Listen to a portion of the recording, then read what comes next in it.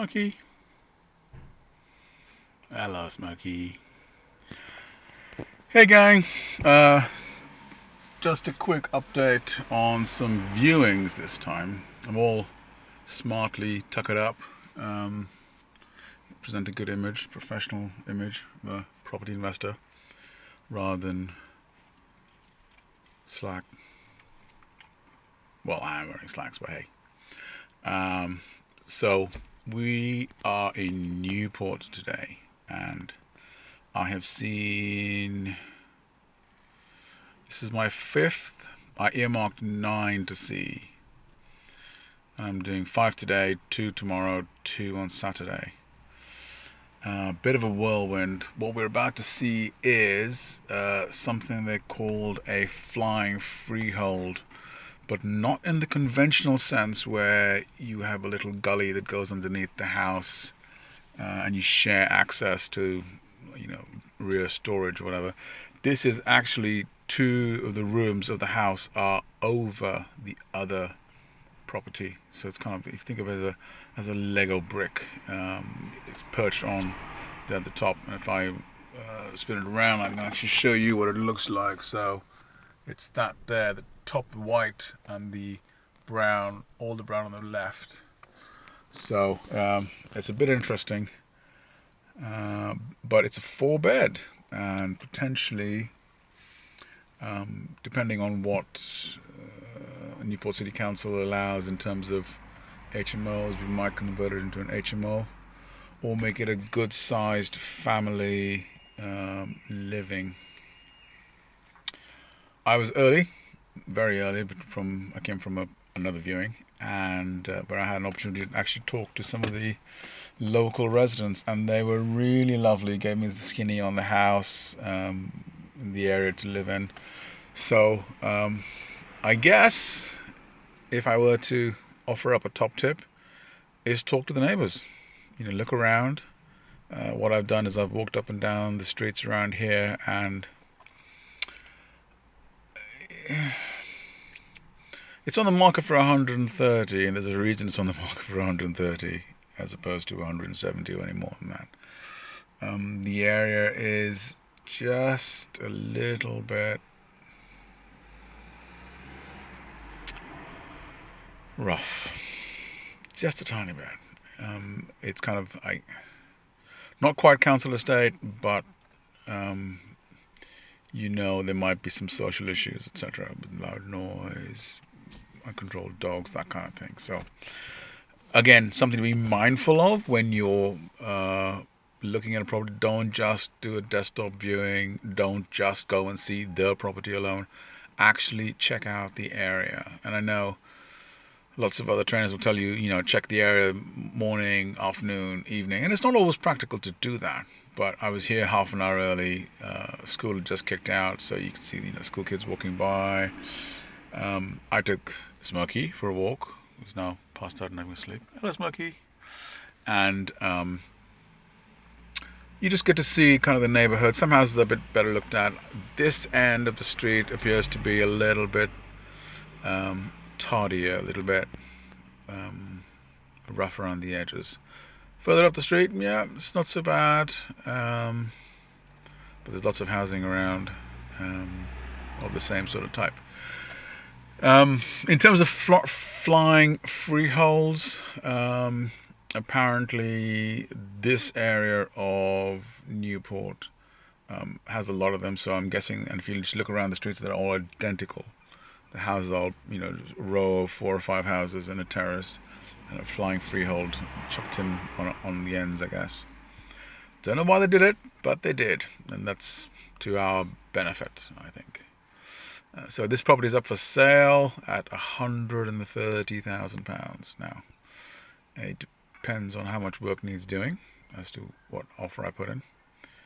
And I've got a spreadsheet here, so if I show you what that looks like. So something like this. It's got in it the address of the place, whether it needs a light refurb or not. I mean, I'll change that as I go in, the number of beds, baths, etc. And then in here I put down what I believe the refurb will cost, depending on whether you need new sockets or things like that. This will also calculate my stamp and legal. And then I put down here any notes. This is from the last property, which I'm using as a template. So this is from the last property that I just looked at. It then calculates what it would cost me to rent out. Okay. And then I've worked in a profit figure.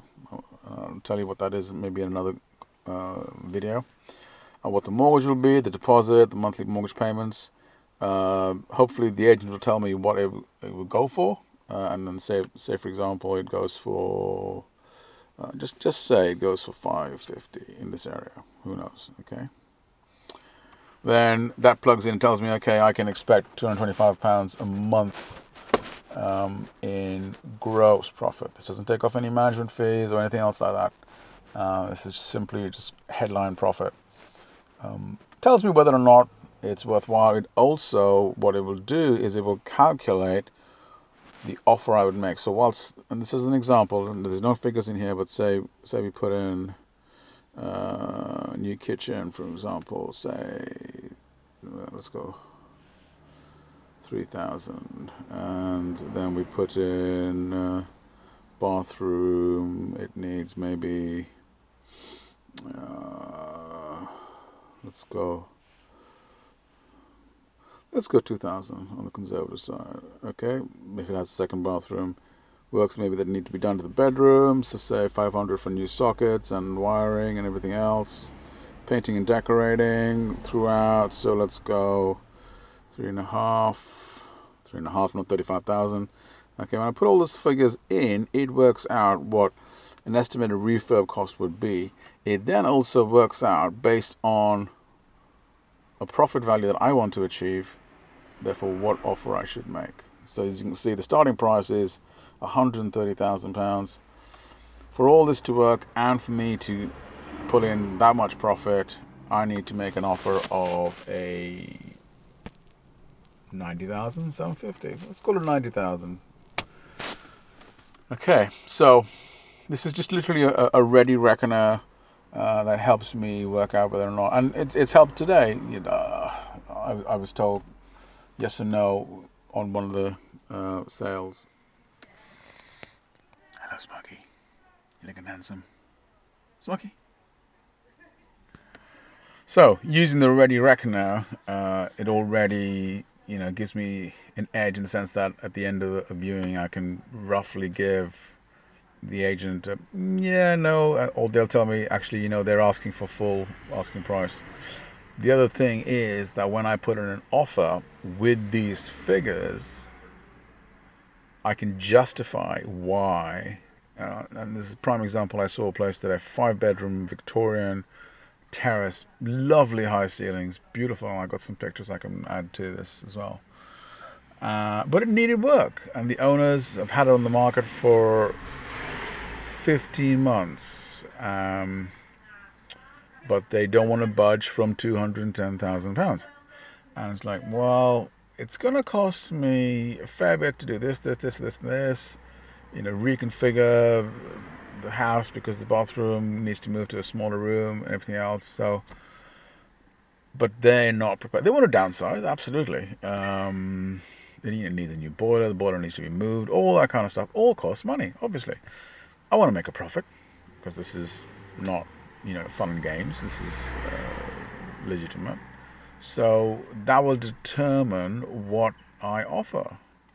And even at the outset, the agent said, look, they want near enough asking price. And I'm like, well, if we reset those expectations and say, well, in pristine condition, yeah, absolutely, I'll give you the asking price, but it needs X, Y, Z, A, B, C, D, E, and F. And those things cost this, and this. Then at least they know that I'm serious and I've put some time and effort into costing it out and going, this is what it will cost to do. Okay, maybe the house is not worth £210,000. If I just turn around and go, yeah, I'm going to offer you X, with no explanation, with no rationale, then they're less likely, in fact, they're highly likely not to take me seriously. So this is the plan. Let's see, we're waiting for the agent to turn up. I mean, he's not due till past, but he said he'd come earlier if he could, and he's not. So, hey, gives me time to talk to you lovely people. Right. Stay safe, stay well, and I will see you soon. Say goodbye, Smokey. Smokey? Yeah, he's gone back to bed. He's not talking. All right, folks, stay well. Bye-bye.